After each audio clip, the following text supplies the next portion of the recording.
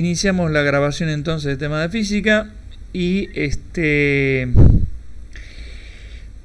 habíamos hablado la clase anterior de ¿qué pasa con esto? De básicamente la función de onda y el tema de qué es la materia, si es una onda, si es una partícula, ¿no? En eso nos habíamos quedado. Ese es un tema importante dentro de la interpretación de la mecánica cuántica, ¿no?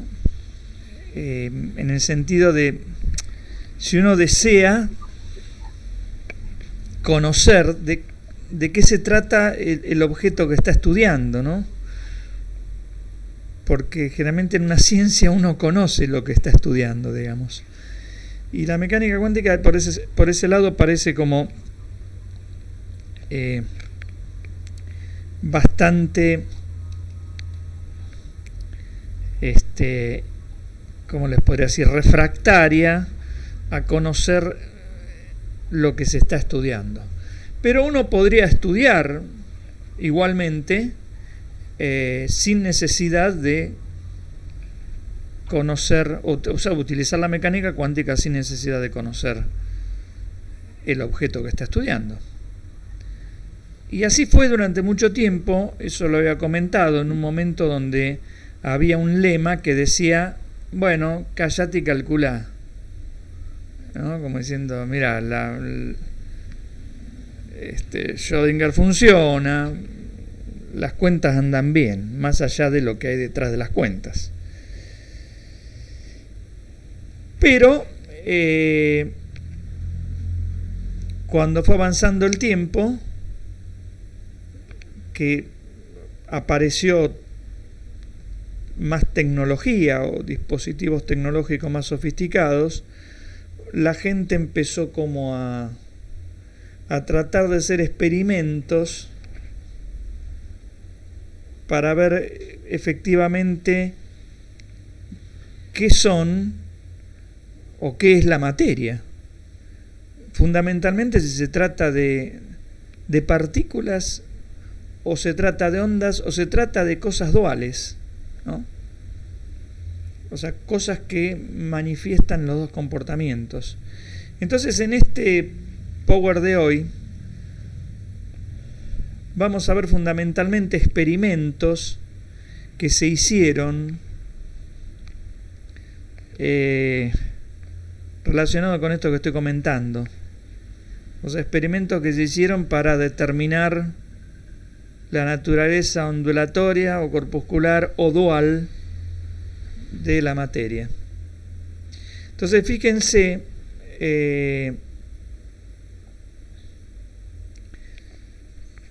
que en este gráfico lo que se ve es un experimento de difracción, pero ahora sí con átomos de helio. Es decir, esto es hacer pasar helio por una ranura y ver si efectivamente el helio, los átomos de helio son partículas, entonces pasan como por una ranura sin ningún tipo de difracción e interferencia, con la ausencia de ese fenómeno, o si son ondas o tienen algo que ver con las ondas, y entonces aparece lo que aparece siempre con las ondas, ¿no? Cuando uno hace pasar luz por ranuras, aparece el fenómeno de difracción, que siempre es una difracción-interferencia, ¿no? Donde aparecen, como se ve acá, picos que corresponden a máximos de intensidad. En este caso, si esto fuese el experimento, ustedes pueden imaginarse que lo que está acá es una pantalla, que más atrás de esta pantalla hay dos ranuras, y más atrás hay una fuente, en este caso de átomos de helio, que arroja esos átomos contra las ranuras, y después esos átomos van a parar a la pantalla. sean esos átomos partículas o ondas, van a parar a la pantalla. Entonces lo que se ve acá es que si bien aparecen como, o aparece un fenómeno que está ligado claramente a onda, ¿no? A un fenómeno de interferencia, difracción, donde uno ve máximos y mínimos, como pasa con la luz cuando atraviesa dos ranuras. Sin embargo, en la pantalla lo que llegan son átomos de helio, y así se registra eso. Por ejemplo, en este punto llegan, qué sé yo, no sé, unos 120 átomos de helio cada 5 minutos. Ellos acá llegan entre 200 y 300, bueno, y así se va registrando. Pero lo que se registra acá no son, ¿cómo se podría decir?, pedazos de átomos de helio. Son átomos de helio enteros o nada, ¿no? Fíjense que este experimento que está en esta revista, la Physical Review Letter, es del 91. O sea, para nosotros de ayer, ¿no? Porque fíjense que sí. ¿El flujo de átomos de helio es constante? El flujo de átomos de helio es constante, y fíjense que es un flujo de muy pocos átomos, ¿no? Que para obtener eso no es broma, ¿no? Porque imagínense que en un milímetro cúbico ustedes tienen, en un centímetro cúbico ustedes tienen 10 a la 23. Y acá estamos hablando de unos pocos átomos de helio. O sea, el dispositivo tiene una tecnología, aunque el dibujito parezca simple, una tecnología bastante alta. Y porque el gráfico, como que parece que además de esos picos que tiene, también estaría formando como un pico mayor. Sí, hay como un... Claro. Hay como un efecto de campana de difracción, que es ese pico mayor que vos estás diciendo. Es como si hubiera tenido un flujo mayor en el medio, quizá. No, bueno, sí, efectivamente en el medio tenés un flujo mayor. Claro, pero no la cantidad esa, sino como que hay una mayor cantidad, porque si el flujo fuera constante, yo esperaría ver una línea recta más o menos con picos sobre esa línea, ¿no? Un momento, uno manda un flujo constante y los átomos se van distribuyendo, ¿no? O sea, vos mandás, por ejemplo, siempre 1000 átomos de helio por segundo. Y eso se va distribuyendo en todo este dibujo. Y, por ejemplo, en esta posición tenés entre 200 y 300, pero después en esta tenés otra cantidad. Y la suma de todo esto debería dar los átomos de helio que vos mandás en ese tiempo, ¿no? Es que quedó como un patrón medio raro, porque quedó como medio simétrico. Y sí, bueno, porque ¿no? En realidad acá se ve como un... ¿Cómo les podría decir? Como el orden cero de la campana de difracción, ¿no? Me llama la atención. No sé si recuerdan eso, ¿no? Más allá de eso, queda como un orden cero. En ese orden cero aparece la interferencia, que es lo que pasaba con la luz, ¿no? Lo que pasa que, a ver... Ah, es cierto. ¿Se acuerdan, no? De eso sí. Un pico en el medio, es verdad. Con la luz pasaba eso, o sea, encontraban un máximo de difracción y dentro de ese máximo estaba la interferencia. Lo que pasa es que acá, bueno, no son, uno dice, bueno, pero los picos son, bueno, pero acá están contando, ¿no? Y eso es un tema. Es un tema difícil contar 200 átomos de helio en 5 minutos, ¿no? O sea, me refiero a que este dibujo es aproximado. Pero... Igual, no sé si está grabando la clase. Sí. Otro tema. Creo que estoy grabando. A ver, siempre me voy a fijar en eso porque... Me parece que puse... Sí, iniciar la grabación lo puse. Entonces, eso es lo asombroso, ¿no? Bueno, Pero también se difractaron, y acá está mostrado ya el aparato, como comenté en un momento, fullerenos, que los fullerenos es como una pelota que contiene 60 átomos de carbono, ¿no? Es esta estructura que se ve acá. O sea, una gran cantidad. Esto es claramente materia, ¿no? Porque uno puede decir, bueno, pero el electrón no sé si es materia, qué sé yo. Pero esto claramente es materia. Y fíjense la tecnología que hay metida acá. Bueno, esto fue publicado en Nature casi en el 2000. Y fíjense que, bueno, el aparato es un horno que está a 900 grados que de alguna manera vaporiza al fullereno que está acá adentro, y ese flujo de átomos de fullereno sale y pasa por estas dos ranuras que lo coliman. O sea, de la segunda ranura sale un haz en una dirección bien definida y traspasa. Bueno, acá hay detalles del experimento, ¿no? Fíjense, dos ranuras de 10 micrones separadas 1 metro y piquito, y a otro 1,25 m se encuentra lo que sería el detector. Pero fíjense que acá aparece una red de difracción que tiene un ancho de ranura de 100 nanómetros, y eso está hecho con nanotecnología. Entonces acá se utiliza una red de difracción física, ¿cómo decirlo?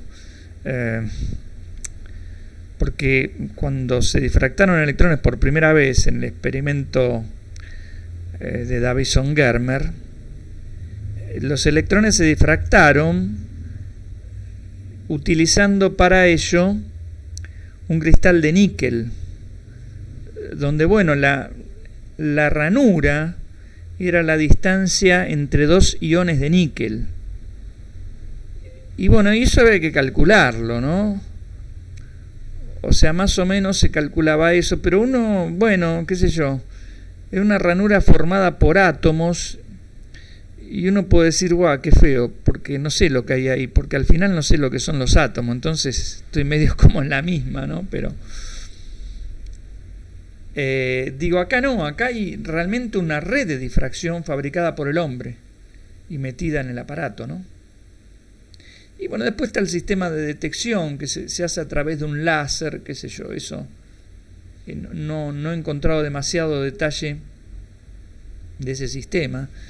Pero lo que hace, bueno, es, como se muestra acá, ir corriendo, en vez de poner acá una pantalla y detectar dónde se concentra la máxima cantidad de átomos de fullerenos, o cómo se van distribuyendo los átomos de fullereno, se pone un detector móvil que uno lo puede mover, y ahí va detectando cómo se van de alguna manera distribuyendo los átomos de fullereno si uno hubiera puesto una pantalla.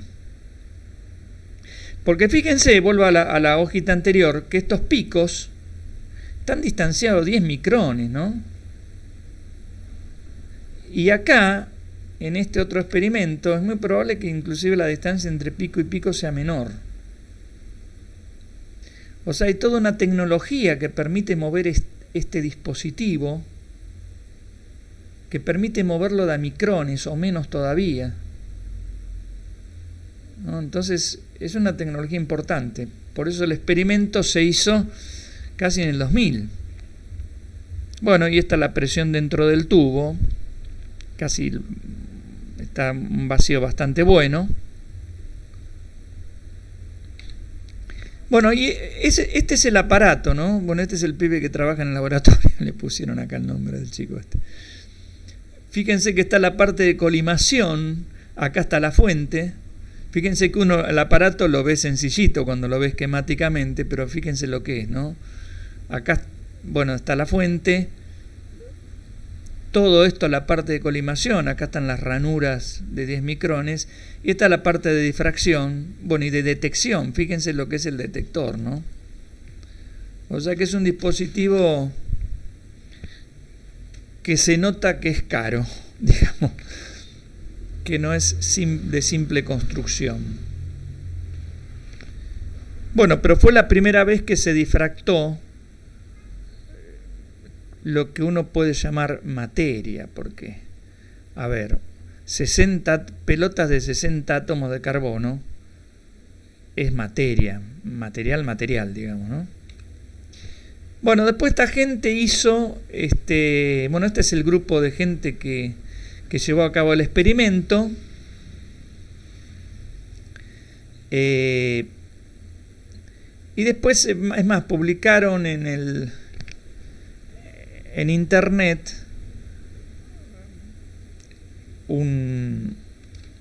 ¿cómo se podría decir? Una cosa educativa donde hablan de lo que sería el fútbol cuántico, ¿no? Donde, bueno, ¿qué pasaría si una pelota, ¿no? En vez de tirar una pelota, bueno, tiras una pelota de este fullereno que ya manifiesta comportamiento cuántico, no solamente clásico. Y eso, bueno, estaba en esta dirección. Yo busqué en esta dirección ahora y parece que lo sacaron o que no está más, o no sé si yo no pude entrar. Perdón. Discúlpame, estoy en clase, después llámame si querés.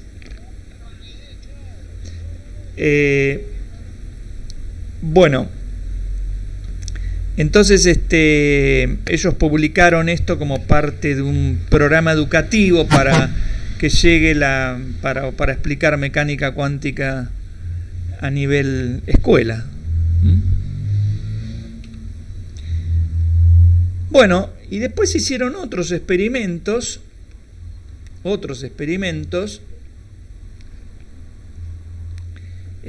donde se utilizó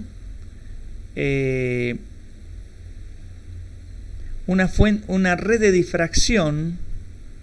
No sé si ustedes se acuerdan de la red de difracción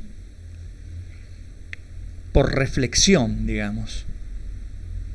Acá también la red de difracción por reflexión que se utilizaban en óptica, donde el material, en vez de traspasar la red, simplemente se reflejaba en la red.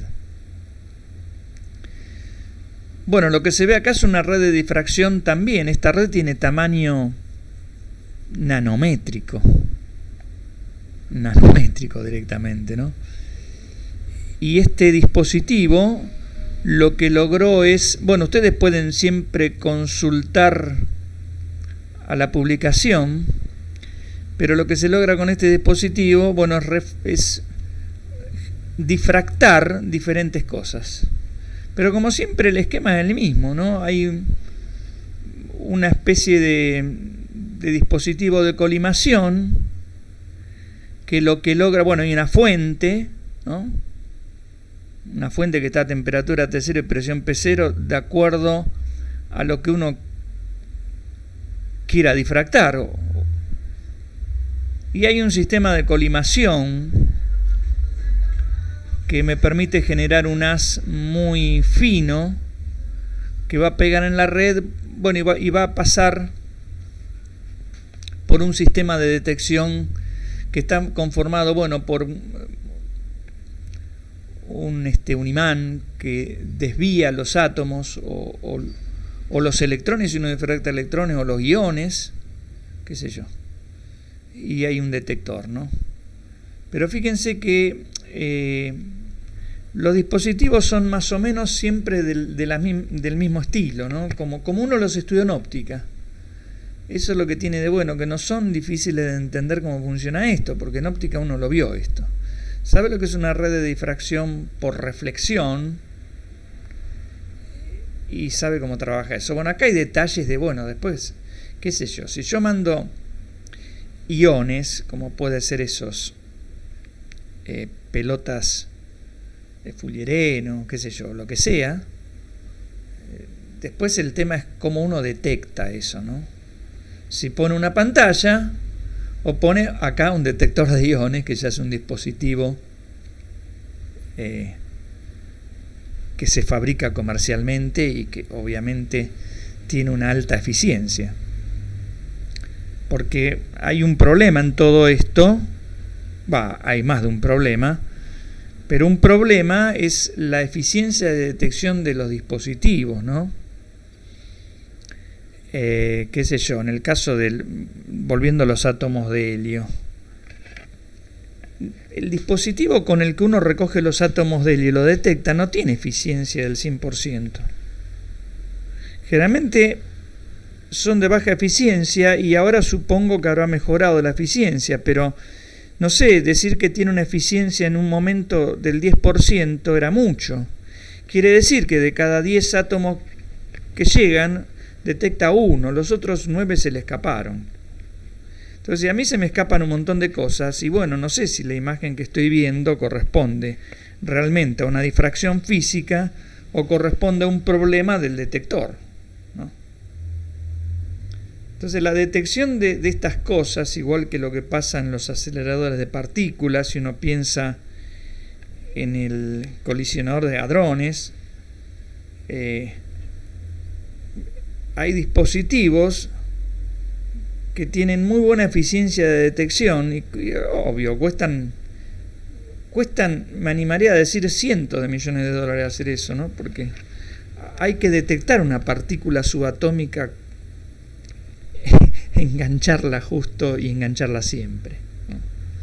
Entonces, bueno, hay toda una tecnología en estas cosas impresionante, aunque uno el esquema lo ve sencillo, qué sé yo, temáticamente simple.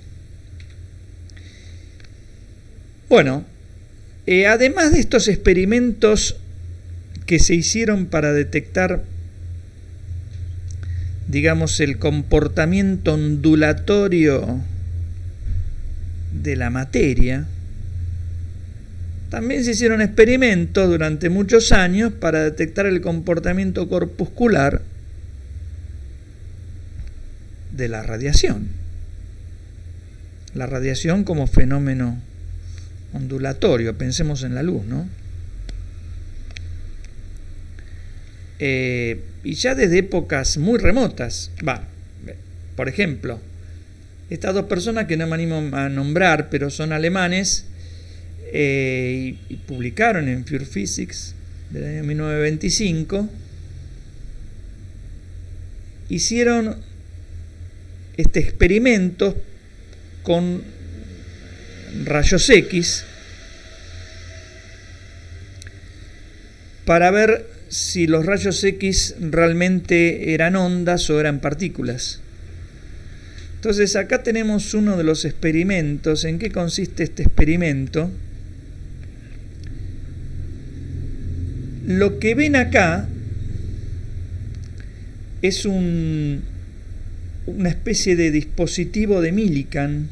Dispositivo de Millikan es un condensador. Imaginen que esto está en una cámara al vacío y hay una partícula.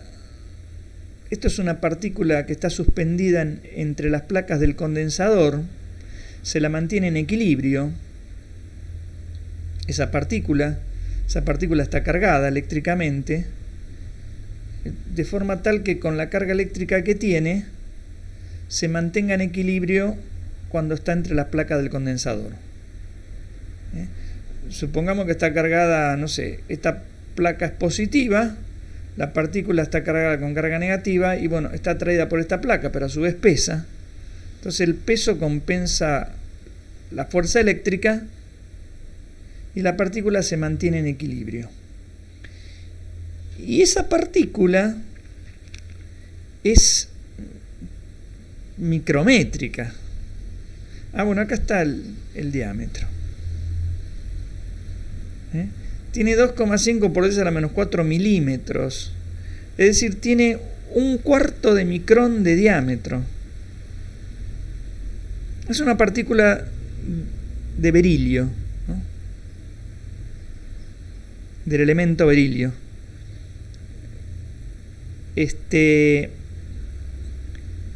Y yo la miro, vuelvo a repetir, este condensador está dentro de una cámara, y yo miro esa partícula a través de un microscopio y veo que efectivamente está en equilibrio o no, o se pierde el equilibrio. Puedo ver cuándo se pierde el equilibrio. Obviamente este condensador con la fuente está dibujado así muy sencillo, pero todo esto obviamente es un condensador donde la diferencia de potencial es ajustable y todo lo que ustedes se imaginan. La cámara donde está esta partícula está a un extremo vacío, cosa que no haya moléculas que le peguen a la partícula y la saquen del equilibrio, ¿no? Por lo que se conoce como movimiento browniano, ¿no? Donde las moléculas de gas impactan sobre la partícula y bueno, la mueven, qué sé yo. Entonces hay toda una tecnología más o menos que en esa época se podía conseguir, que permitía más o menos lograr un cierto equilibrio, y uno miraba por un microscopio y veía que esto estaba quieto ahí. ¿Cómo se desequilibraría la partícula? Bueno, supongamos que llega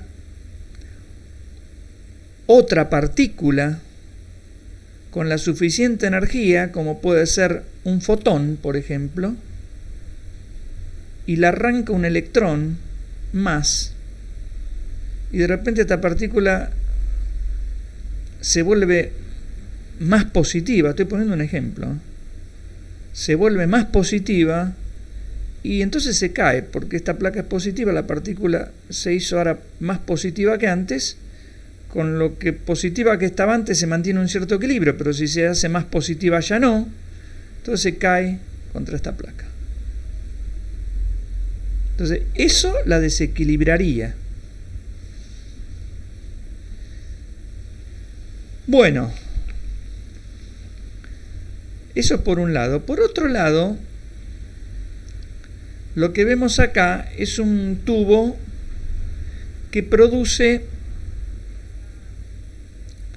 es un tubo de rayos X que está alimentado con una fuente de 12.000 voltios y produce acá rayos X debido a electrones que se aceleran de este cátodo y van a parar al ánodo. El cátodo recibe luz ultravioleta y con eso genera 1000 electrones por segundo. Y bueno, cada electrón uno puede suponer, si la luz efectivamente es partícula, cada electrón cuando es frenado genera un fotón.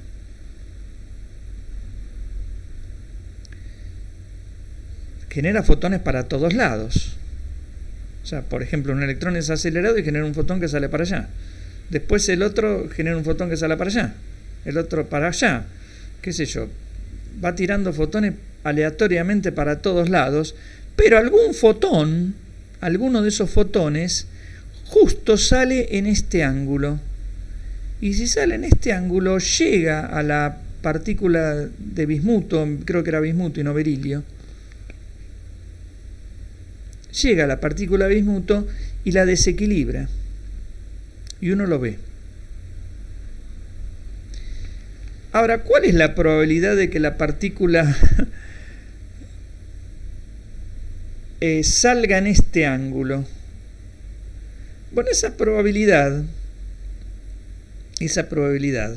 se puede calcular como el ángulo sólido subtendido. ¿Qué es el ángulo sólido? Para no complicarle la existencia, es el cociente entre esta área,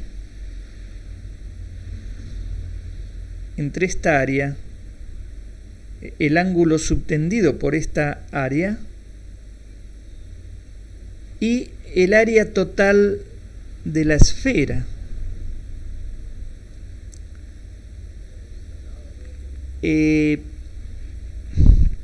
Yo tendría que hacer un dibujito.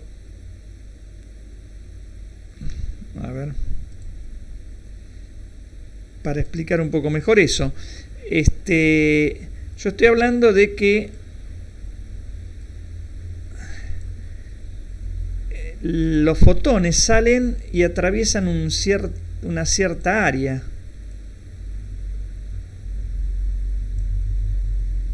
O sea, una cierta superficie. O sea, los fotones salen de la lámpara y atraviesan esta superficie que supongamos que sea, no sé, qué sé yo, 1 centímetro cuadrado.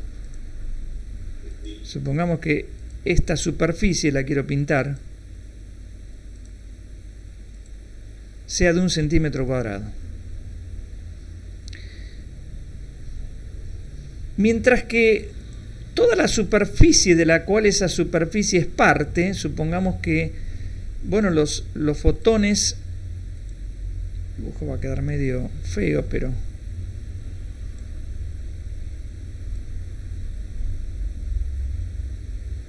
vamos a tratar de hacer algo. Todos los fotones salen para cualquier lado y la superficie, entonces atraviesan la superficie de esta esfera. Esto es una esfera. Esto es una esfera.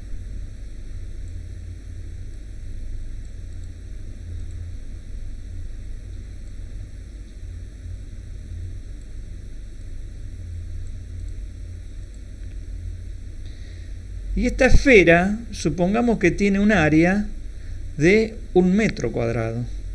O sea, esta tiene 1 metro cuadrado. Y esta tiene 1 centímetro cuadrado.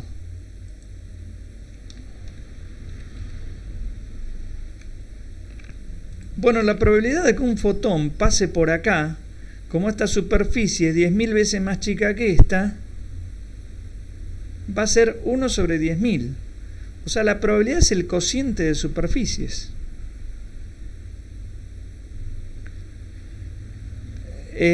Se llama ángulo sólido, pero el ángulo sólido es el área definida acá.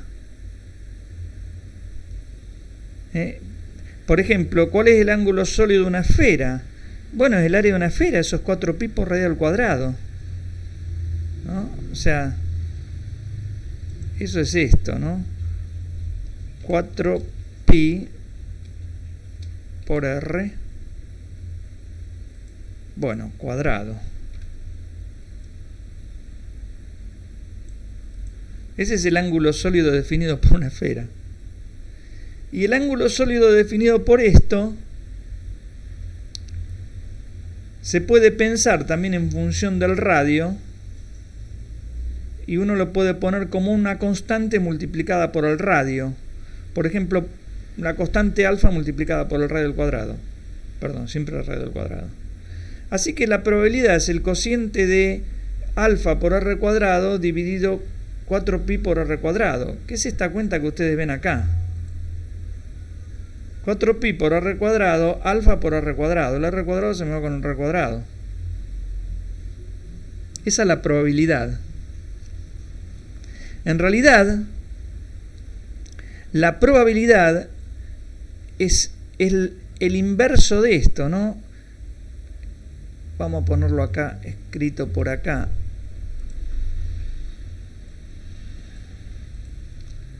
La prob es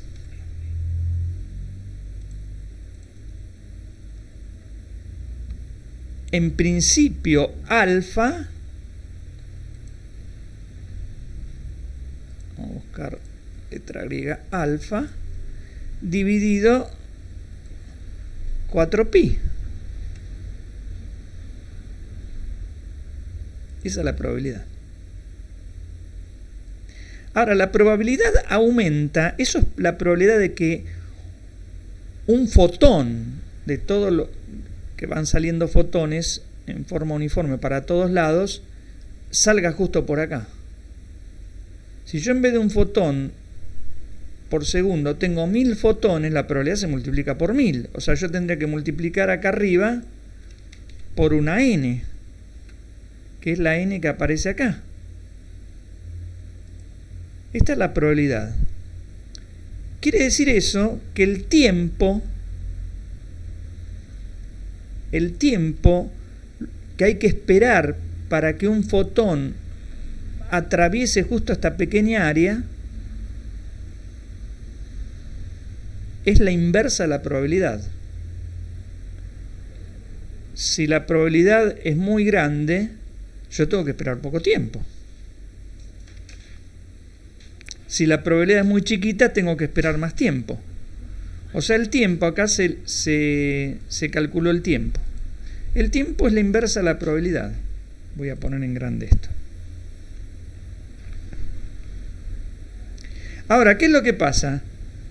Si yo quiero esperar un tiempo, si acá en vez de poner un n chico, por ejemplo como este, 1000 fotoelectrones por segundo, pongo un n que es lo que generaría una lámpara común de rayos X, una lámpara común de rayos X no genera 1000 fotoelectrones por segundo, no genera 1000 electrones que después se van a transformar en fotones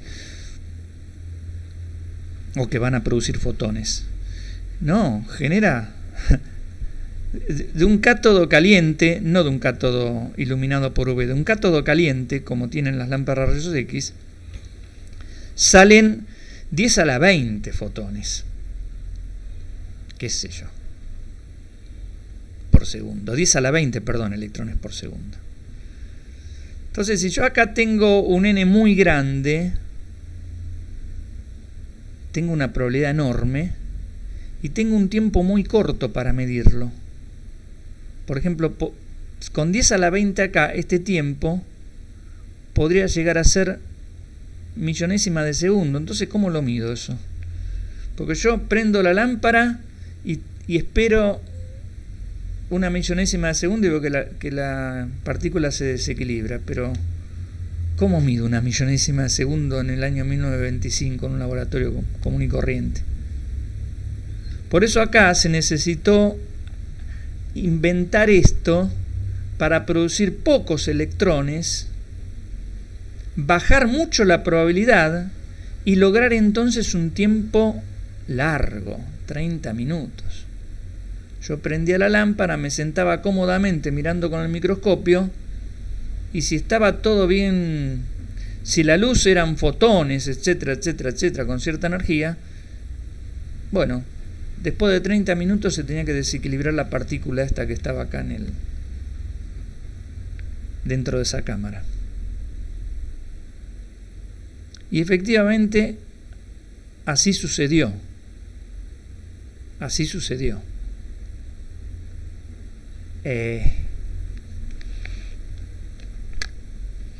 Uno podría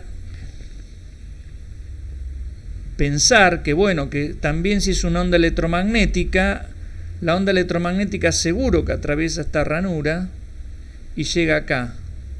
Pero la onda electromagnética se desparrama por todos lados, entonces apenas prendo la lámpara, llega a la partícula. En cambio, si no es una onda electromagnética, si de acá salen pedazos de luz como fotones, bueno, entonces ahí hay una probabilidad que vale esto, o un tiempo de espera. Después de este tiempo, la partícula atraviesa. Y cuando se hizo este experimento, se obtuvieron más o menos 30 minutos. Estas fueron las condiciones experimentales, ¿no? Un ángulo subtendido, el alfa, muy pequeño. Piensen lo que es esto, ¿no? O sea que esta ranura es un agujerito muy pequeño y la partícula es más pequeña y esto subtiende este ángulo. La millonésima parte de un radián. Un radián son 50 grados, 57 grados. Bueno, había que medir todo eso en esa época, ¿no? Bueno, entonces este fue un experimento importante en ese momento. Hubieron otros experimentos como el que hizo un tal Bothe que... Perdón. Sí. Entonces el experimento anterior mostró que era una partícula. Mostró que era una partícula, sí. Mostró claramente que del tubo salían partículas fotones, o sea, partículas de luz. Claramente lo mostró, sí. En este otro experimento que hace esta persona, que es también alemán, y que después recibe el Premio Nobel de Física junto a Max Born. Recuerden que Max Born es el que interpretó a la onda, a la función de onda, como indicadora de la probabilidad de encontrar una partícula, ¿no? El Max Born no decía, la partícula es una onda. Decía, no, la onda que ustedes tienen en la ecuación de Schrödinger es un artilugio matemático. Simplemente me dice la probabilidad de encontrar la partícula, pero la partícula es partícula, ¿no? Y no deja de serlo. En este otro experimento, otra vez lo que se hace, bueno, lo voy a contar por ahí más rápidamente. Este tubo genera también rayos X. Esos rayos X golpean el material este que está acá puesto de canto y hace que ese material emita radiación electromagnética. Profe, una pregunta medio tonta. Sí. ¿Cómo se emite? ¿Cómo es el dispositivo para emitir rayos X? El dispositivo para emitir rayos X es, mira, te lo comento. Espera, ¿cómo salgo de esto? Acá, vos tenés algo que emite electrones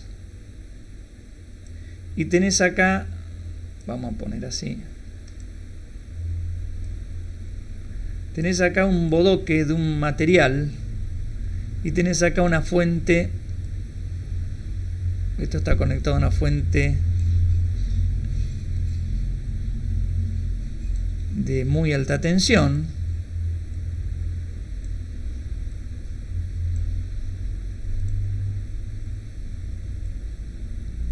Todo esto está dentro de un tubo al vacío, toda esta parte. Entonces vos calentás este cátodo, que los cátodos son de óxidos metálicos. Ciertos óxidos metálicos, cuando se calientan, liberan electrones. Los electrones se quedan cerquita del óxido metálico, se forma como una nube de electrones por ahí cerca. Eso cuando está caliente, digamos esto, ¿no? Se formaría así como una nubecita acá de electrones. Y claro, si vos tenés en cuenta de que esta parte, este electrodo, está a 50.000 voltios respecto de los electrones son acelerados con una fuerza enorme y entran al material que generalmente es tungsteno, el metal que soporta alta temperatura, con el que antes se hacían los filamentos de las lámparas ya desaparecidas, de la lámpara de filamento. Claro, pero cuando entra al material, el material tiene obviamente iones, átomos.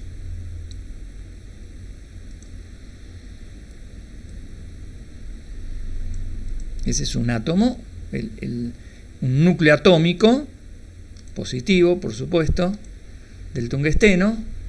Y cuando el electrón pasa cerca de ahí,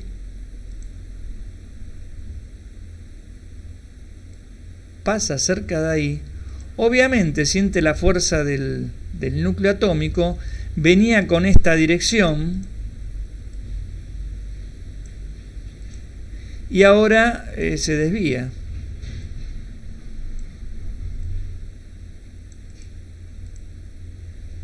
Pero claro, cuando algo se desvía, algo dobla, es porque vos le hiciste fuerza centrípeta, ¿no? O sea que es una partícula sometida a una fuerza, es una partícula que está acelerada. Y según el electromagnetismo, una partícula acelerada emite radiación. Y así se emite rayos X, con electrones acelerados que cuando entran al tubo son, bueno, mejor dicho, con electrones que cuando entran acá a la pieza de tungsteno son acelerados. Es más, algunos son frenados, los que pegan en el núcleo son frenados y esos rayos X que emite son mucho más duros, o sea, de más frecuencia. Los rayos X tienen longitudes de onda 1000 veces inferior a la de la luz visible, ¿no? Pero esa es la forma en que se genera radiación X. Bueno, además, obviamente, cuando no, está bien. Esa es una manera de generarlos. Bueno, les decía que acá se emiten rayos X, se hace pasar otra vez por un colimador, cosa de obtener un haz fino de rayos X, y esos rayos X pegan sobre esta placa y producen rayos X secundarios, que ese es otro fenómeno también que ocurre, ¿no? Cuando un fotón de rayos X pega sobre un material y si encuentra un electrón lo arranca. Ahora ese electrón está dentro del material. Entonces el nuevo electrón va a recorrer el material y le va a pasar lo que comenté recién al electrón cuando entraba en el material, ¿no? Se va a desviar cuando pase cerca de un núcleo atómico y va a producir radiación X. Ahora, ¿qué se le ocurrió a este hombre? Dijo, si de acá sale radiación X y las rayos X son ondas, las ondas salen para los dos lados. O sea, debería salir un frente de onda, así como decir esférico, tanto para allá como para allá. Voy a poner esto en grande. O sea, si la luz es una onda, como se produce puntualmente en un lugar, esos frentes de luces serían casquetes esféricos que irían avanzando tanto hacia este detector como hacia este detector. Entonces llegarían, si los detectores están más o menos a la misma distancia de la placa, llegarían al mismo tiempo acá que acá. Si eso pasa, claro, cuando llega una radiación a este detector marca una muesca. Esto era un papel que iba corriendo, y esto que marca una muesca es como decir una pluma eléctrica de tinta que marcaba una marca sobre ese papel. Entonces supongamos que la radiación llega simultáneamente a ambos detectores. Bueno, cuando este marca una marca sobre este papel, este otro marca una marca a la misma altura, acá.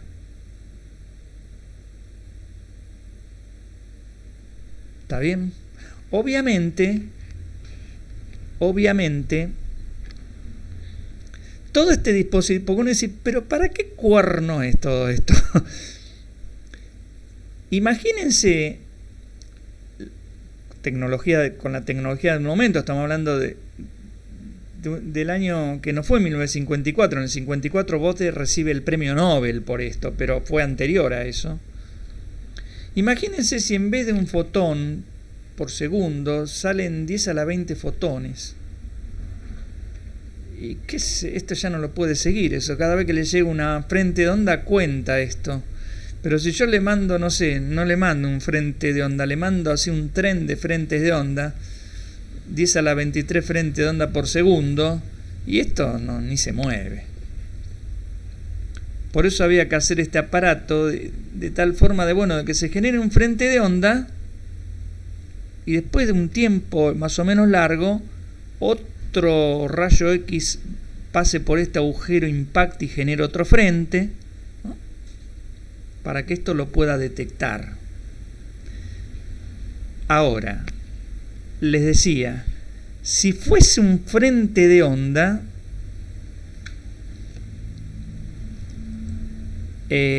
yo vería que esta pluma eléctrica marcaría una ranura acá, una línea de tinta acá, y esta marcaría una línea de tinta a la misma altura que esta, acá, ¿no? O sea, debería aparecer una rayita acá. O sea, tendría que haber, como se decía, una coincidencia entre estas dos cosas. Pero resulta que nunca se vio en este dispositivo una coincidencia. Y eso es compatible con que de acá no esté saliendo un frente esférico, sino que esté saliendo un fotón que sale o para allá o para el otro lado. Si yo pienso que el fotón no se parte al medio y sale un pedazo para allá y otro para el otro lado, bueno, el fotón o sale para la izquierda o sale para la derecha. Entonces nunca iba a haber coincidencia. Por eso cuando salía para la derecha, marcaba acá, después salía para la izquierda y marcaba la cinta de papel. Bueno, este dispositivo en su momento fue bastante sofisticado porque había que hacer esto con la tecnología del momento, ¿no? ¿Qué sé yo? Ahora no vamos a poner una cinta de papel a correr a ver si... No, eso ya... qué sé yo, esto puede ser una cámara, una CCD, qué sé yo. El aparato puede estar armado totalmente de otra manera. Entonces, este fue otro de los experimentos que estaba a favor de que la luz era una partícula y no una onda. Por eso vuelvo a repetir, a Bode le dieron el premio Nobel. Y el premio Nobel se lo dieron junto a Bohr, ¿no? Que era justamente el que estaba analizando estas cosas de qué era una partícula, si era una onda o no. Pero después hubieron experimentos en favor del comportamiento dual de la materia. O sea, experimentos donde la materia se comportaba como partícula, pero también algo de onda había por ahí. Y uno de los experimentos más simples, también yo acá no encontré, no puse la... en 1909, fíjense, en 1909, o más o menos por esa fecha,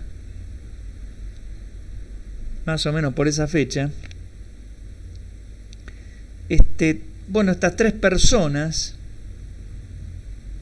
estaban haciendo experimentos con luz de muy baja intensidad. Eso significa, si la luz son fotones, el tener baja intensidad significa tener pocos fotones.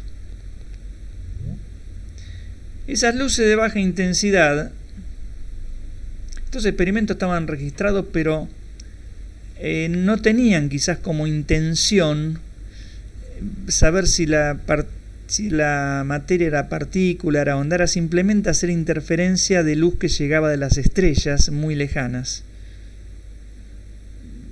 Eso era. Pero claro, el experimento quedó anotado, registrado, y después se analizó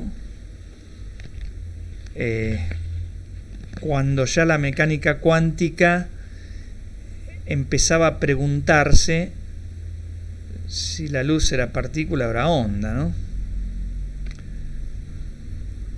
O la partícula en realidad era partícula o era onda. Bueno, hubo gente que hizo interferencia con estrellas de magnitud, de décima magnitud. Esas son estrellas, cuando la magnitud sube, la luz de la estrella es más intensa, se la da más intensa. De décima magnitud son estrellas de muy poca energía. Fíjense que son 10 a la menos 10 ergios por segundo, ¿no?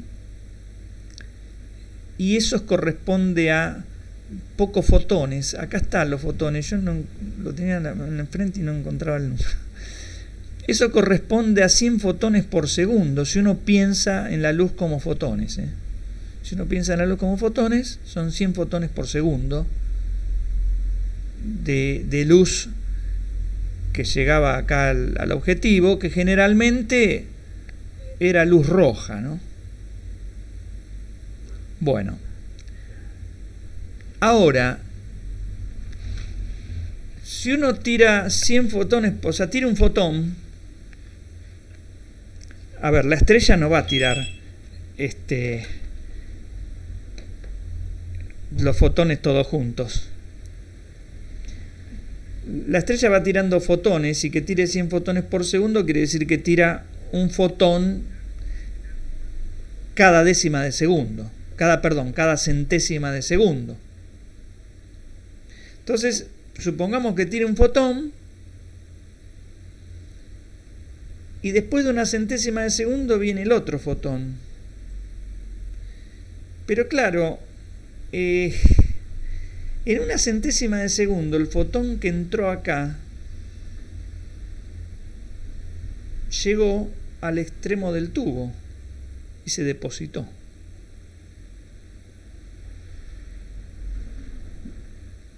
Es decir, una centésima de segundo le alcanzó y le sobró para recorrer todo el tubo y depositarse. Después viene el otro. Lo que quiere decir esto es que permanentemente dentro del tubo generalmente tenemos un fotón dando vuelta dentro del tubo, no tenemos más de uno. Y bueno, entonces uno se pregunta si hay uno solo. Porque si hubiese dos, yo podría pensar que el que salió de acá interfiere con el que sale de acá. Pero si hay uno solo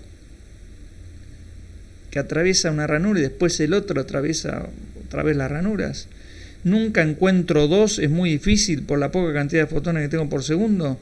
¿Cómo se va a formar este patrón?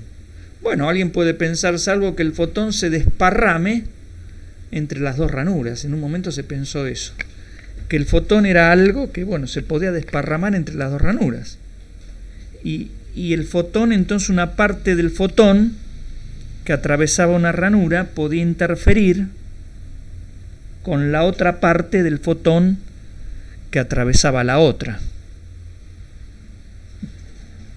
¿No? Con la otra parte del mismo fotón que atravesaba la otra ranura. Bueno, esa es una posible explicación, pero es una explicación media como difícil de tragarse, ¿no? Porque en ese momento no, en ese momento uno, después de un tiempo largo, veía este dibujo que corresponde a un patrón de difracción como ustedes ya conocen. O sea, había que esperar mucho tiempo para ver, acá había una placa fotográfica, para ver que la placa fotográfica, la parte del centro estaba bien blanquecina, acá estaba negro, acá estaba otra vez blanquecino, menos que en el centro. Entonces uno reconocía un patrón de difracción. Pero si uno creía en fotones individuales, esto no se podía haber generado. Entonces, bueno, acá dice, llegan a la pantalla fotones individuales, ¿no? Y la luz que entraba acá era el equivalente a colocar una vela a una distancia de más de 1,5 kilómetros. Y fíjense, este fue otro experimento. En este experimento era luz que venían de las estrellas. Después se hicieron otros experimentos con rayos X otra vez, con una fuente muy débil de rayos X que equivalía a tener una vela a esta distancia, y que había que esperar 2000 horas para producir el patrón de difracción pero antes de las 2000 horas, ¿qué veía uno? Y uno veía impactos de puntos.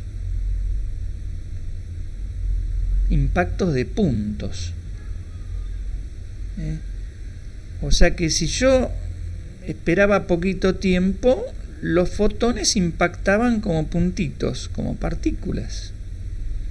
Pero a medida que iba creciendo el tiempo, iba apareciendo este dibujo de difracción. Entonces ahí estaba el comportamiento dual. En poco tiempo uno ve puntos, como vamos a ver después en otro experimento más moderno. Profe, pero Sí, con poco tiempo veía los puntos así aleatoriamente, por ejemplo, puntos sí, en el medio donde no debería aparecer, veían puntos aleatoriamente, pero donde no debe- donde lo que se esperaría donde que no aparezca, ¿no? Si es que son partículas, ¿verdad? no, a ver, si vos tirás luz por dos ranuras, tenés un máximo entre las dos ranuras. Mi pregunta era, por ejemplo, aparecía un punto Acá no, aleatorio en el medio de las dos ranuras donde no sí, debería aparecer. donde no debía Claro, aparecer, claro, claro, efectivamente. claro. Y acá no aparecía nada. Y acá en este lugar tampoco. Si uno tira partículas, las partículas aparecen todas acá o todas enfrente de las ranuras, digamos. Si fuesen partículas clásicas, ¿no? Si vos tirás un chorro de arena, viene hacia arena, todos los granos de arena bien derechitos, y se van a juntar acá, o se van a juntar enfrente de la otra ranura, acá. Si uno tira onda, se forma esto. Y si uno tira estas nuevas cosas, tenían el comportamiento dual, porque poco tiempo uno veía impactos, pero no en cualquier parte. Por ejemplo, veía impactos acá, donde tengo un máximo. Veo mucho más impactos acá. Acá prácticamente no veo. Entonces estas cosas tenían un comportamiento de partícula en el sentido de que llegaban como impactos individuales, pero también un comportamiento de onda, en el sentido de que la probabilidad del impacto estaba relacionado con este patrón de difracción. Cosa que una partícula clásica, vamos a decir, si uno tira arena, y no va a aparecer ese patrón de difracción ni por casualidad, ¿no? Ni por casualidad. Bueno, se hicieron experimentos, vuelvo a repetir, con siempre tratando de tener muy pocos fotones para poder ver impactos individuales en tiempos razonables, ¿no? Y bueno, y esperar tiempos no muy largos para ver reconstruida ese patrón de difracción. Bueno,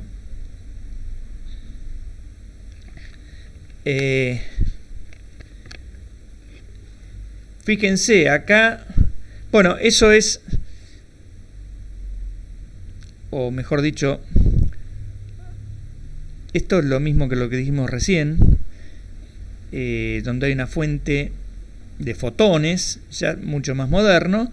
Si uno tiene dos ranuras y una pantalla, uno espera ver en la pantalla, si los fotones fuesen partículas como uno las conoce, piedras o granos de arena,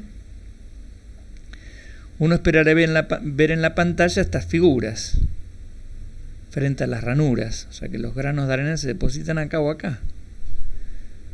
Pero lo que observa uno es esto, lo que comenté recién, ¿no? Esto es un patrón de difracción combinado con impactos de partículas. O sea, ahí está lo dual, ¿no? Un patrón de difracción, onda, combinado con impactos localizados, partículas, ¿no? Bueno, estos experimentos se hacen en la actualidad utilizando redes de difracción, que fíjense que, como comenté en un momento, entre ranura y ranura hay separaciones de 100 nanómetros. Recuerden que un nanómetro es 10 a la menos 9 metros, ¿no? Esto es monstruosamente pequeño. Y bueno, fíjense, acá hay una publicación que corresponde al año 2006. O sea, esto es ayer, ¿no? Prácticamente. En el Journal de Física Aplicada. que acá lo dice, una medida de interacción, ¿no? De interacción entre electrones, usando una red de difracción por transmisión, ¿no? Hecha con nanotecnología, ¿no? Acá le dicen redes nanofabricadas, ¿no? Que son estas cosas que ustedes ven acá. Esto es ya bastante más moderno cuando aparece toda la nanotecnología, ¿no? Allá en el 1990 y pico, ¿no? Igualmente, ya antes de 1990 se hacían circuitos integrados, por ejemplo, donde se depositaban un montón de transistores. O sea, ya había formas de depositar cosas muy pequeñas en espacios muy reducidos, ¿no? Entonces, estaba la tecnología ya en ese momento. Bueno, pueden ustedes ver, si quieren ver de qué se trató, buscar el Journal of Physics aplicada, física aplicada acá tienen la referencia, y ver en qué consistió este experimento, ¿no? Y las conclusiones a las que llegan ellos, etcétera. Profe, me parece que, Sí. perdón, hay Sí. un video en YouTube bastante explicativo que yo había visto hace años, que en principio no sabía de qué experimento se trataba y ahora veo que se trataba de precisamente este experimento. Creo que lo vamos a ver, creo que lo tengo por acá. Bien. Capaz lo arruiné. Creo que lo tengo. Perdón. No. Está, me parece que está. Bueno, acá esto es una foto de fotones arrojados de a uno. Yo la verdad que no sé cómo hacen esto, ¿no? Bueno, en la Universidad de Princeton, que es donde trabajó ni más ni menos que Albert Einstein. Y fíjense que por ejemplo, en este gráfico también, ¿no? Son fotones que atraviesan dos ranuras. Y fíjense que en este gráfico se ven los impactos de los fotones de a uno. Esto es en una 30ª parte de segundo. Uno ve, bueno, acá yo veo 4, pero acá dice 5 fotones. Bueno, vamos a creerle. Habrá algún otro más por acá, que mucho no se ve. Después de un segundo, hay más fotones, ya en impactos individuales, pero fíjense que no se acomodan uniformemente como uno esperaría, ¿no? Que están aglomerados en ciertos lugares. Y en 100 segundos aparece otra vez este gráfico claramente de difracción, ¿no? Donde tenemos máximos, mínimos, máximos, mínimos, máximos, mínimos. Bueno, este es otro experimento moderno que se hizo. Bien, y pasemos a la otra y ya. Se hicieron varios experimentos más de estas cosas. La idea de esta guía era justamente de esta clase era mostrar esto. Bueno, en el 61, acá está, en 1961 fue el primer experimento de Young. El experimento de Young significa con dos ranuras y una pantalla, ¿no? Ese es el experimento de Young. Pero con electrones. Y demostraron interferencia hasta con 5 aberturas, esta gente que lo hizo. Después en el 89 lograron, yo no sé cómo se hace realmente para lanzar electrones de a uno. Me encantaría ver el aparato y cómo hicieron estos tipos esto, ¿no? Bueno, este aparato, que es esto que está acá, lanza aparentemente electrones de a uno, y esto que está acá es como estas dos placas con el cilindro en el medio, es como decir una lente electrónica, y a su vez también esto son dos ranuras. El electrón no pasa por este lado, pasa por este. Bueno, y como esto los lanza de a uno, bueno, o pasa por este o pasa por este. Ya está. No puede haber una interferencia acá. O pasó por un lado o pasó por el otro. Bueno, acá hay algunos detalles de este experimento. El filamento tiene, bueno, un micrón, ¿no?, en diámetro, qué sé yo. Y el detector de fotones, acá está lo que yo les decía. Bueno, según esta gente, yo realmente no les creo, pero tiene un 100% de eficiencia, ¿no? O sea, detecta todo lo que cae ahí, porque los detectores de electrones, bueno, yo soy de otra época, pero no eran eficientes así, tan eficientes, digamos. No eran tan eficientes. Y acá se ve otra vez esta imagen donde, bueno, cuando llegan pocos electrones uno ve 10 electrones, después ve 200 electrones, todavía no se ve nada acá, 6.000 electrones, no parece que haya onda acá, pero de repente 40.000 electrones y 140.000 electrones, y bueno, acá una vez ya ve las franjas. Acá hay algo de onda, pero no sabemos qué es, porque esa onda no es el electrón, claramente, porque el electrón está impactando como una piedra. Que es una onda que lo sigue al electrón, que viaja con el electrón, está al lado, qué sé yo. Eso es lo difícil de explicar, ¿no? Bueno, cuando se hicieron estos primeros elementos, obviamente los detectores no tenían el 100%, ¿no? Pero ahora, acá habría que haber puesto ahora, ahí sí hay detectores de fotones producidos por esta empresa japonesa, que según ellos tienen un 100% de eficiencia. O sea, no se les escapa ningún electrón. Imagínense, ¿no? Porque estamos hablando de un electrón, estamos hablando de algo que es extremadamente pequeño y hay que detectarlo también, ¿no? Detectar un electrón. El electrón tiene una carga eléctrica infinitésima, tiene un tamaño infinitésimo, hay que detectar eso, ¿no? Bueno.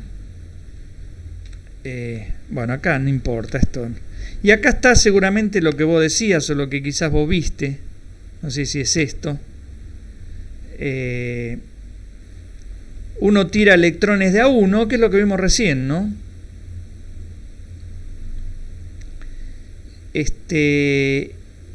Y otra vez, las condiciones son tales que los electrones atraviesan el dispositivo de forma tal de que en un momento en el dispositivo hay viajando un solo electrón. Cosa que uno no puede decir, bueno, puede ser una interferencia entre un electrón y el otro lo que está pasando. Pero acá en el dispositivo, cuando entra en el dispositivo y lo que uno está viendo es la pantalla final del dispositivo, no estamos viendo el dispositivo, lo que uno ve son impactos de partículas, pero si sigue acumulando impacto, y bueno, uno ve la franja de interferencia de las ondas. Claramente, ¿no? Claramente. Entonces, bueno, tenemos como esta especie de resumen. Bueno, si uno tira partículas a través de ranuras, obviamente las partículas van a aparecer enfrente a las ranuras y nada más. Si uno tira ondas por dos ranuras, experimento Young, el experimento de Young es, según Richard Feynman, es lo que es el experimento más importante de toda la física, porque ahí nace la mecánica cuántica, ¿no? Si uno tira onda por dos ranuras, bueno, se forman máximos y mínimos, como uno hizo la cuentita en óptica. Y si uno tira, no sé cómo llamarlos, ondículas o partondas, como dijo uno, partícula onda, tengo la franja máximos y mínimos, pero tengo impactos de partículas.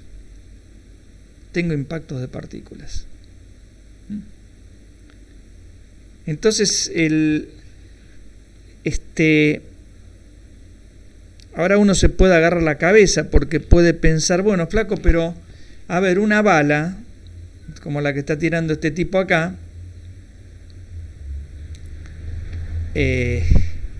está formada a la larga por electrones y por partículas minúsculas. Y las partículas minúsculas presentan un comportamiento extraño. Y en el mundo macroscópico, o sea, en el mundo de los objetos grandes, ese comportamiento no se observa. No se observa. Está bien, uno puede justificar eso, ¿no? Como hizo de Broglie. Bueno, una partícula grande tiene asociada una longitud de onda tan pequeña que, bueno, es difícil ver difracción e interferencia con balas, digamos, ¿no? Pero debería estar. Pero bueno, no lo puedo ver eso. Pero uno esperaría encontrar de alguna forma una explicación que me permita pasar de qué es lo que le sucede a una partícula del mundo subatómico cuando se va haciendo más grande y se transforma en una partícula del mundo macroscópico, donde ya se pierden estas propiedades raras, digamos, por decirlo de alguna forma. Bueno. Los muchachos, en su momento, Heisenberg y Schrödinger, decían, ellos habían convencido de que, como bien dice acá, una cosa es la matemática y otra cosa es lo que hay detrás de esa matemática. Por eso acá dice, las matemáticas de la física no representan lo que son las cosas, sino lo que medimos de ellas. La teoría anda bárbara, pero esa onda no, en principio no tiene por qué representar que la partícula sea una onda. Y acá lo aclaran, dice, bueno, la función, acá faltó la función de onda. La función de onda no es la oscilación de nada, ¿no? Simplemente representa, bueno, la probabilidad, que es todo lo que uno sabe, toda la información que uno tiene acerca del sistema cuántico. O sea, la función de onda, en la función de onda, el postulado de la mecánica cuántica, y ojo, estoy diciendo postulado. Postulado quiere decir que lo dijo alguien y que le creemos. No quiere decir que esté completamente demostrado, ¿no? Pero en un postulado de la mecánica cuántica lo dice claramente que la función de onda, el estado de una partícula, se representa tener una función de onda y que esa función de onda contiene toda la información acerca del sistema. Ahora, ¿cómo está contenida esa información? Está contenida en forma de probabilidad. La función de onda me dice con qué probabilidad voy a medir, qué sé yo, cierto valor de energía, con qué probabilidad voy a medir cierto valor de cantidad de movimiento, con qué probabilidad voy a medir cierto valor de velocidad, con qué probabilidad voy a saber si la partícula está en tal o cual lugar. Esa es la onda, no tiene nada que ver con algo material, con algo que existe, que uno puede tocar, medir, como la onda de luz, ¿no? Que pongo la mano frente a una linterna y se me calienta la mano, qué sé yo, digo, está llegando la onda de luz a mi mano.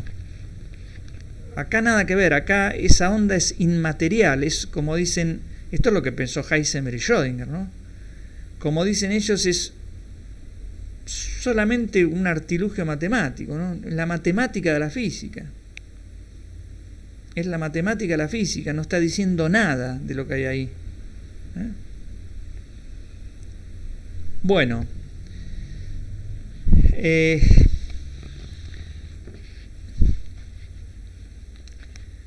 después aparece lo que se denomina el principio de incertidumbre y el de complementariedad.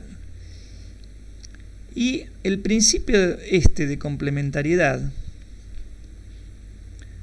que uno lo puede demostrar utilizando el principio de incertidumbre, lo que me dice es, bueno, como un atajo para, ¿cómo les podría decir? Si a ustedes les molesta la dualidad de que algo sea a la vez onda y a la vez partícula, como pasa aparentemente con las partículas subatómicas, el principio de complementariedad me dice que no es tan así, porque en realidad cuando yo observo a la partícula en su naturaleza ondulatoria, no se manifiesta como partícula, y cuando yo la veo como partícula, no se manifiesta su naturaleza ondulatoria.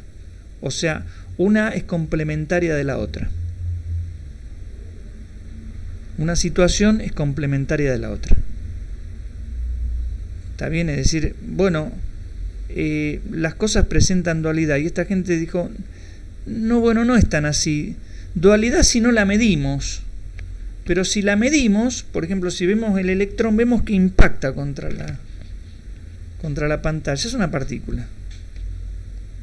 Ahora, cuando viaja por el aire, y nosotros no lo medimos, y pasa por las ranuras, se comporta como una onda porque hace una interferencia, qué sé yo, ahí. Aunque claro, en el momento en que lo dijeron Heisenberg y Schrödinger, no estaban estos experimentos como este bonito experimento de acá. Ellos no podían ver esto. Porque acá yo podría decir, no, mira, yo acá veo las dos naturalezas a la vez, ¿no? Le veo la partícula, pero también veo el dibujo de onda, qué sé yo. Bueno, alguien podría decir, bueno, no, pero si usted mira una cosa, una partícula, ve que impacta como partícula. O sea, si uno Profe, piensa... Sí. Estoy así pensando, ¿no? Sí. Justo en este experimento con dos ranuras. Sí. Si se puede medir cuando pasa el electrón, ¿no se podría medir a ver en qué ranura pasa? Sí, es que justamente cuando haces eso, justamente eso lo íbamos a comentar, no sé si en este Power o en el siguiente. Cuando vos haces eso, cuando detectás por qué ranura pasa el electrón, desaparece la interferencia. O sea, el guacho se comporta como partícula. O sea, lo veo, en realidad no lo veo, lo mido por qué ranura pasa, y si yo hago eso, pierde, como al final decía Schrödinger y Heisenberg, pierde la naturaleza de onda. O sea, ahí lo veo como partícula. Digo, bueno, si yo mido que pasa por una ranura o por la otra, estoy diciendo que es una partícula, porque una onda pasaría por las dos ranuras a la vez. Entonces, si yo puedo medir por cuál pasa, estaría diciendo, se trata de una partícula. Si yo hago eso, pongo un detector en una ranura para ver por dónde pasa, la figura esta de difracción ya no se forma más. ¿Y cómo se forma esto? ¿Cómo se pondría un detector para que el detector no modifique o no cause algo de interferencia con el electrón? Ahí está. Muy bien tu pensamiento. Resulta que al principio se pensó que cada vez que uno mide, es imposible medir sin interferencia. Yo algo del electrón tengo que llevarme, entonces ahí estoy interfiriendo, entonces ahí ya no es más el electrón, es la interferencia, o el fotón, es la interferencia de la partícula con el aparato de medidor. Entonces ya ahí no estoy mirando una partícula. En un momento se pensó que, bueno, que la medición siempre conllevaba una interferencia. Entonces no se puede medir sin joder. Pero después eso, alguien lo contradijo, y de una manera muy sencilla, y esa persona que lo que contradijo dijo, bueno, yo voy a hacer una medición indirecta. Una medición indirecta es una medición donde vos medís algo sin interferir, con interferencia exactamente igual a cero. Vamos a ver si llegamos a ver algo de eso. Con interferencia exactamente igual a cero. Ese que lo dijo fue Albert Einstein. Porque Albert Einstein quería destruir todo esto. A Albert Einstein no lo convencía la mecánica cuántica, ni por casualidad, ¿no? tampoco era un tipo que la negaba porque, como toda persona inteligente, la tenía que negar con argumentos. Hubo un experimento muy famoso mental que él pensó, que se llamó el experimento de Einstein-Podolsky-Rosen, que no se pudo hacer en ese momento, cuando se pensó este experimento, y él decía, cuando hagan este experimento me van a dar la razón a mí, que todo esto es más o menos un verso, ¿no? En resumidas cuentas. Bueno, se hizo el experimento en el año 82 por un tal Aspect, y el que no tuvo razón fue Albert Einstein. O sea, aparentemente la rareza de la mecánica cuántica seguía manteniéndose. Y todavía se siguen haciendo experimentos de tipo EPR más modernos.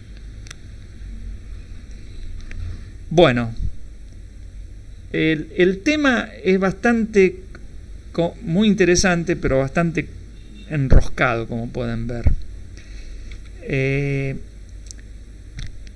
Vuelvo a repetir, hubo gente que habló de una complementariedad. Bueno, cuando vos observás el fenómeno como onda, destruís la naturaleza de partícula y viceversa. Y eso se puede, ese principio de incertidumbre, de complementariedad, es como un desprendimiento del principio de incertidumbre. Aunque también alguien puede decir, el principio más fundamental es complementariedad, o sea, de incertidumbre se deduce a partir de esto. Bueno, no vamos a entrar tan en detalle de todo eso porque eso no terminaríamos más, sino. Ustedes saben que existe un teorema de incertidumbre que, bueno, ustedes lo conocen como que yo no puedo medir ni simultáneamente la velocidad y la posición, ¿no? Si yo mido la posición con precisión absoluta, o sea, si esto vale 0, delta P, este 0 pasaría acá abajo dividiendo y esto sería infinito. O sea, el error o la incertidumbre en P, mejor dicho, no error, la incertidumbre en P sería infinita. Quiere decir que yo no puedo medir un valor de P. Y viceversa. Si yo mido P con toda precisión, delta P vale 0 y delta X me queda mayor que 1 sobre 2H dividido 0, o sea, mayor que infinito. O igual a infinito. Bueno. Entonces la partícula quedaría completamente deslocalizada. Estaría desparramada en todo el universo. No podría medirla donde está. Pero en general, esto no solamente vale para estas dos variables dinámicas, posición y cantidad de movimiento, sino que valen para un montón de otras variables dinámicas. Generalmente en mecánica cuántica cada variable dinámica tiene asociado un operador. Entonces hay operadores para los cuales se cumple esto.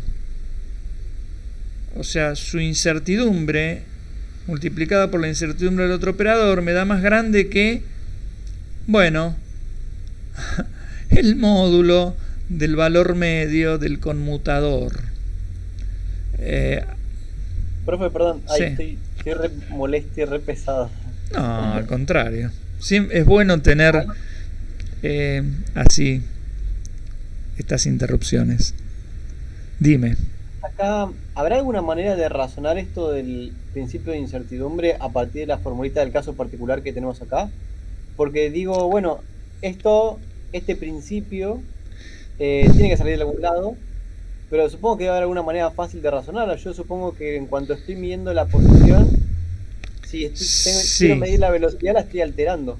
Sí. Y si estoy alterando la velocidad, también altero la posición. Sí, hay una manera que justamente creo que lo vemos, a ver acá, estará por acá. Bueno, en este no lo vemos, pero te prometo en el próximo Power ver esa manera de razonar el principio de incertidumbre, que uno lo puede razonar. Acá hay algo de eso. A ver, déjame corroborar. Sí, hay algo de eso. El principio de incertidumbre uno lo puede pensar suponiendo que las cosas son ondas, hay una incertidumbre para ondas, que es lo más fácil de ver, de entender. Pero también Heisenberg se preocupó, él no creía en las ondas, él pensaba que todo eran partículas,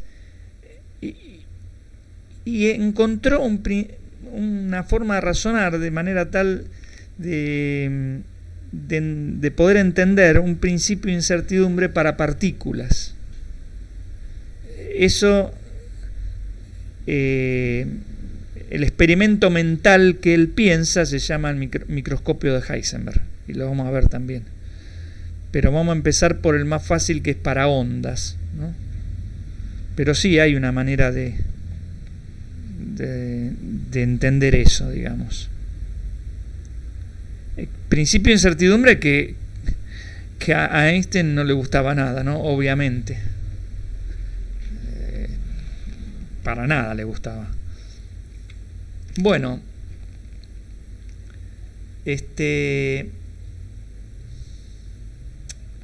a ver si podemos resumir un poco todo esto.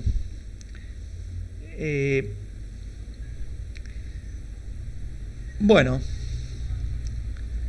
ya esto lo dijimos, que hay experimentos como el de Davis-Germer que solo pueden explicarse suponiendo que la materia son ondas. Porque si uno piensa en lo que decía Heisenberg y Schrödinger en un momento, o lo que dijo Max Born, la regla de Born, es decir, bueno, la regla de Born, de decir que el módulo al cuadrado de la función de onda es la probabilidad, uno se preguntaría, bueno, una onda matemática, ¿cómo puede interferir dos ondas matemáticas? Es medio difícil hacer interferencia con ondas matemáticas, ¿no? Entonces, si las ondas son ondas de probabilidad, ¿cómo hago para lograr la interferencia de dos ondas de probabilidad? Es medio complicado eso. Bien, entonces esa es una primera pregunta que uno se puede hacer, si acepta esto de que, bueno, de que la onda en realidad es una onda de probabilidad. Cuando nosotros vimos Schrödinger por primera vez, hay algo que pasó como desapercibido, pero no lo podíamos poner ahí en evidencia porque si no, no podemos avanzar. Si uno piensa en una partícula libre, uno dice, bueno, ¿qué es una partícula libre? La partícula libre es una partícula que no está sometida a ningún potencial, o sea, potencial vale cero. Es decir, es algo que tiene un P definido, ¿no? Una partícula que no está sometida a ningún campo de fuerza. Entonces, si no hay fuerza sobre la partícula, la cantidad de movimiento se conserva. Vamos a pensarlo así. Bueno, de ahí salía que entonces, si uno asociaba una onda a esa partícula libre, esa onda tenía esta forma.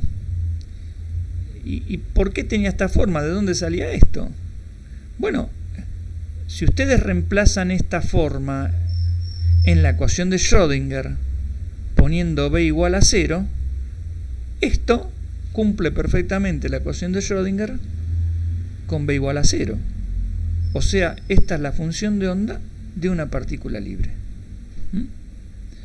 Pero, ¿qué es lo que pasa con esto? Que esto tiene una extensión infinita.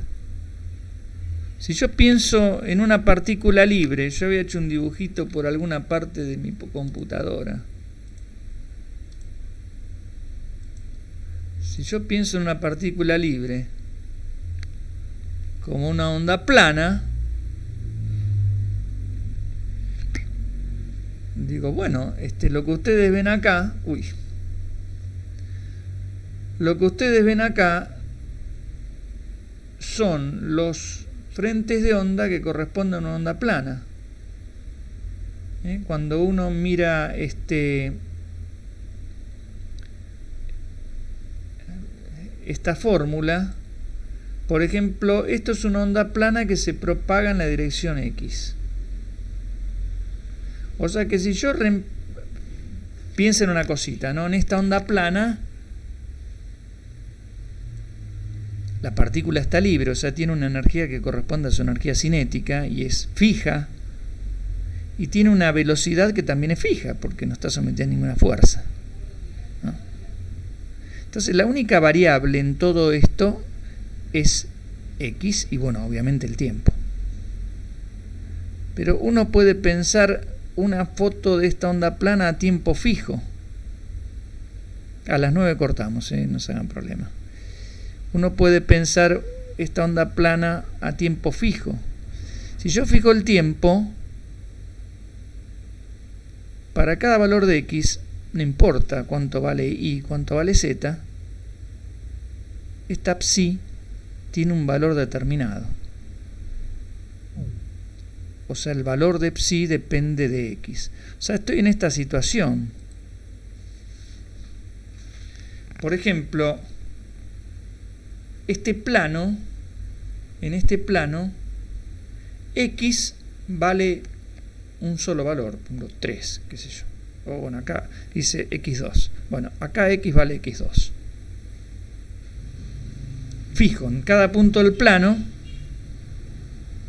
yo tengo diferentes zetas y diferentes Y, pero X vale 2, por ejemplo, ¿no? O X2. Quiere decir que acá psi vale lo mismo en todo este plano. Pero este plano, en realidad, tiene extensión infinita. Yo lo dibujo acá porque no lo puedo dibujar como infinito. Este plano tiene extensión infinita. O sea que, está bien, uno la onda la dibuja así. Por ejemplo, acá psi vale 3, toma el valor máximo posible. Acá psi vale 2, o sea, la onda la dibujo así. Pero la extensión lateral, digamos, de esta onda es infinita. Entonces, acá hay un problema en pensar a la partícula como una onda, porque la onda estaría en realidad ocupando todo el espacio, tanto a lo largo como a lo ancho, ¿no? No sé cómo decirlo.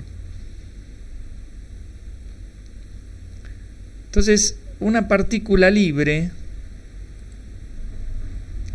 en realidad representa algo, si uno lo piensa como onda, que no está localizado. Que no está localizado. Entonces ahí uno dice la pucha, bueno, sonamos, porque digo, con la partícula libre lo más fácil que hay es algo que no está sometido a ninguna fuerza, nada, viaja siempre a la misma velocidad, qué sé yo, tiene siempre la misma energía. Pero si fuese una onda, si fuese válida lo que dice Schrödinger, esa onda tendría que tener una extensión infinita. Entonces no me gusta una onda plana para representar una partícula. Entonces, ¿qué puedo hacer si no uso una onda plana para representar una partícula? Lo que puedo hacer es utilizar... Voy a agrandar esto, ya con esto terminamos. Lo que puedo hacer es utilizar un paquete de ondas. O sea, si yo agarro y voy sumando ondas con diferentes P, ahora lo voy a mostrar eso. Si yo pongo esta onda, ¿no? Y a esta onda le sumo otra onda con un P parecido a este, pero un poquito diferente. Y sumo otra onda con un P parecido a este, pero un poquito diferente. Y sumo así como infinitas ondas de muchos P's. Lo que obtengo es una onda que está localizada, un paquetito de onda. Voy a mostrar acá el dibujo ya mismo. Lo que se muestra acá, yo no sé cómo no parar esto. Lo primero que se muestra acá es... Bueno, ahora cuando empecemos, yo voy sumando ondas de diferentes pesos, está representado en este dibujo. O sea, ese dibujo, perdónenme que lo saque del...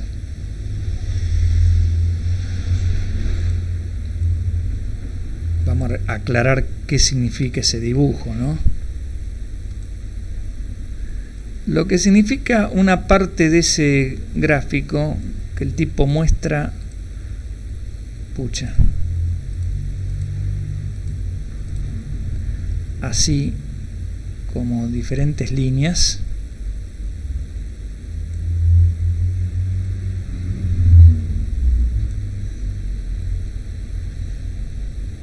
Así. ¿Qué es esto que ustedes ven, este gráfico que ustedes ven acá? Quiero aclarar qué es eso primero. Uya. ¿Y dónde quedó esto ahora?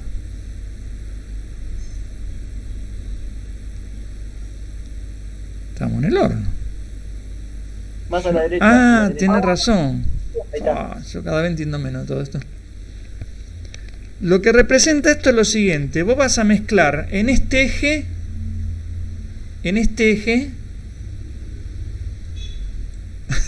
qué dolor, ¿no? Perder esa.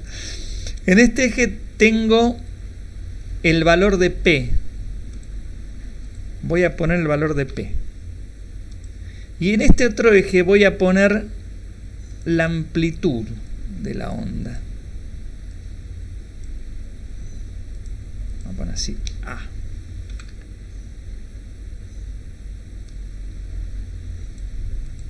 Entonces lo que significa este dibujo es que yo voy a sumar una onda, bueno, que tenga asociada esta velocidad, porque P es masa por velocidad, la masa se mantiene fija, entonces que tenga esta velocidad y que tenga esta amplitud, con esta amplitud.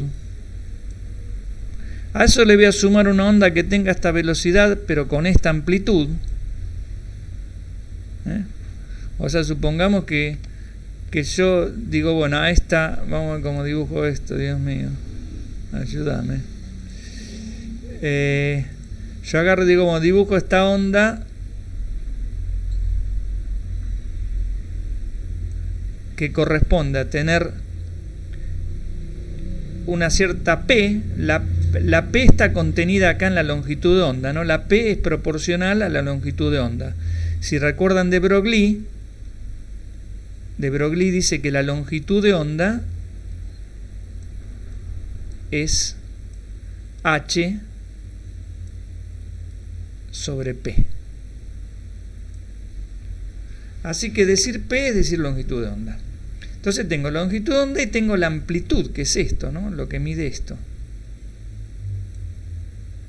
Bueno, a esa onda le sumo una onda con más P, o sea, con más chiquitita, más cortita, y con mayor amplitud, o sea, una cosa así.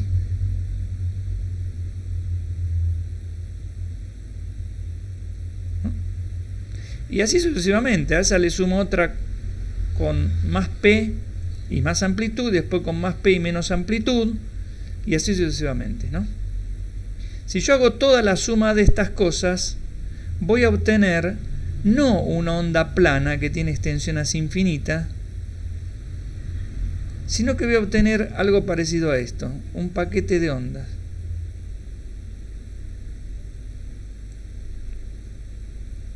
Y esto uno podría pensarlo, es más fácil de tragarse que esto es una partícula, porque uno podría pensar, bueno, la partícula tiene una cierta extensión, no está deslocalizada como esto que abarca todo el eje X, del menos infinito al más infinito. Esto está más localizado. Entonces lo que él hace es empezar a juntar varias ondas de diferentes P, o sea, de diferentes velocidades. Cada vez agrega más, cada vez hace esto más denso. Va agregando más por acá, lo va llenando. Y ustedes van a ver que cuando yo tengo pocos de estos, en realidad tengo este dibujo, tengo varios paquetes.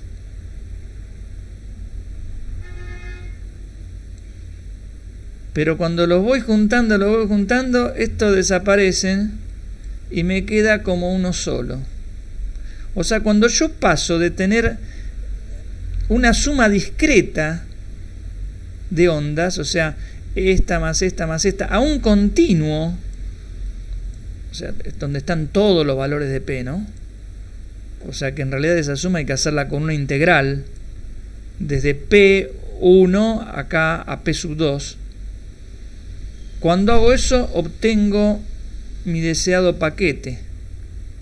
Eso es lo que va a mostrar en este gráfico. El tipo va juntando, va haciendo esto más denso y fíjense que queda un solo paquete. ¿Está bien? Pero hay un problema, siempre va a haber un problema acá. ¿Cuál es el problema? El problema es que entonces vos una partícula, si la pensás como un paquete,